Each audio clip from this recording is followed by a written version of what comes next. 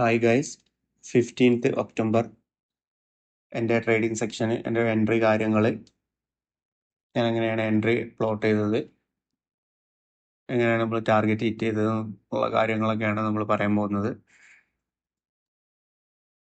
Yes, ഇന്നലത്തെ എൻ്റെ entry സെറ്റപ്പും കാര്യങ്ങളെന്ന് പറയുന്നത് ഈ റേഞ്ചിലാണ് ഇന്നലെ 14 മാർക്കറ്റ് ക്ലോസ് ചെയ്തത്.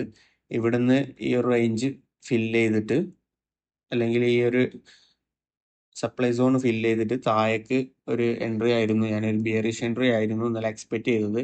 ബട്ട് മാർക്കറ്റ് ഇന്ന് ഓപ്പൺ ചെയ്തപ്പോൾ ഒരു ഗ്യാപ്പ് അപ്പിലാണ്, പിന്നെ അതുപോലെ തന്നെ നല്ലൊരു ബുള്ളിഷ് മൂവ് തന്നും ചെയ്തു. അതിനുശേഷം ഞാൻ എൻ്റെ ട്രേഡിംഗ് പ്ലാൻ മാറ്റി. അതായത് ഈ ഒരു ലിക്വിഡിറ്റി വോയിഡ് ഫില്ല് ചെയ്തിട്ട് മാർക്കറ്റ് വീണ്ടും അപ് ട്രെൻഡിലോട്ട് തന്നെ പോകുന്നതാണ് ഞാൻ പ്രതീക്ഷിച്ചത്. അതുപോലെ തന്നെയാണ് സംഭവിച്ചത്. കാരണം ഈ ഒരു പോയിന്റിൽ എത്തി ലിക്വിഡിറ്റി വോയിഡ് ഫില്ല് ചെയ്തതിന് ശേഷം മാർക്കറ്റ് ജസ്റ്റ് ഒന്ന് കൺസോളിഡേറ്റ് ചെയ്തു. 1 മിനിറ്റിന്റെ ടൈം ഫ്രെയിമിൽ കാണിച്ചു ഈ ഒരു പോയിന്റ് കണ്ടില്ല, ഇവിടെ ജസ്റ്റ് കൺസോളിഡേറ്റ് ചെയ്തു.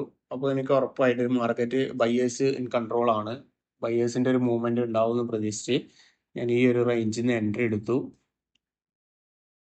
ഈ ഒരു പോയിന്റ് വരെയാണ് ഞാൻ വെയിറ്റ് ചെയ്തത്. പിന്നെ അതുപോലെ തന്നെ ഈ ഒരു റേഞ്ചിൽ നിന്ന് എൻട്രി എടുക്കാൻ കാരണം 25,200 ഈ ഒരു റേഞ്ചിൽ പുട്ട് ബിൽഡപ്പ് കൂടുതലായിരുന്നു. അപ്പോൾ ഒരു സപ്പോർട്ട് ഞാൻ പ്രതീക്ഷിച്ചിരുന്നു പുട്ട് ബിൽഡപ്പ് കൂടിയതിനെ കൊണ്ട്. അപ്പോൾ അതൊക്കെയാണ് ഒരു കൺഫർമേഷൻ ആയിട്ട് കിട്ടിയത്.